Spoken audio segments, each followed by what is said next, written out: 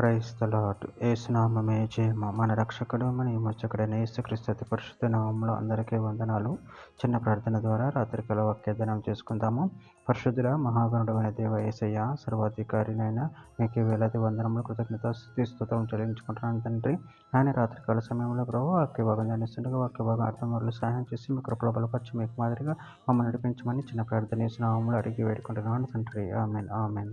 యెషయా గ్రంథం 11వ అధ్యాయం 6వ వచనము. తోడేలు గొర్రెపిల్ల యొద్ద వాసం చేయును, చిరుతపులి మేకపిల్ల యొద్ద పడుకొనును, దూడయు కోదమ సింహమును పెంచబడిన కోడియు కూడుకొనగా బాలుడు వాటిని తోలును. ఆమె దేవుడి వాక్య భాగం దీవించును కాక. ప్రభునందు ప్రియులారా, ఇక్కడ వాక్య భాగంలో గమనించినట్లయితే తొడేలు గొర్రెపిల్లి యొద్ద వాసన చేయును, చిరుతపులి మేకపిల్లి యొద్ద పడుకొనును, దూడయు కొదమ సింహమును పెంచబడిన కోడియు కూడుకొనగా బాలుడు వాటిని తోలును. అదేవిధంగా వాక్య భాగంలో గమనించినట్లయితే యెషయా గ్రంథం 65వ అధ్యాయం 25వ వచనంలో తోడేలను గొర్రె పిల్లలను కలిసి మెయ్యును, సింహము ఎద్దు వలె గడ్డి తినును, సర్పమునకు మన్ను ఆహారమగును, నా పరిశుద్ధ పర్వతములు అవి హాని అయినను నాశనమైనను చేయకుండును అని యెహోవా సెలవిచ్చుచున్నాడు. హెస్కేలు గ్రంథం 34వ అధ్యాయం 25వ వచనంలో మరియు అవి అరణ్యంలో నిర్భయముగా నివసించినట్లు అడవిలో నిర్భయముగా పడుకున్నట్లు నేను వారితో సమాధానార్థ నిబంధన చేయుదును, దుష్ట మృగములు దేశమును లేకుండా చేయుదును.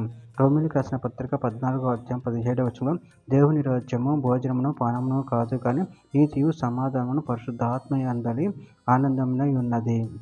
గలతీయులకు రాసిన పత్రిక 3వ అధ్యాయం 26-27 వచనంలో యేసుక్రీస్తునందు మీరందరూ విశ్వాసం వలన దేవుని కుమారులై ఉన్నారు, క్రీస్తులోనికి బాప్తిసం పొందిన మీరందరూ క్రీస్తును ధరించుకుని ఉన్నారు.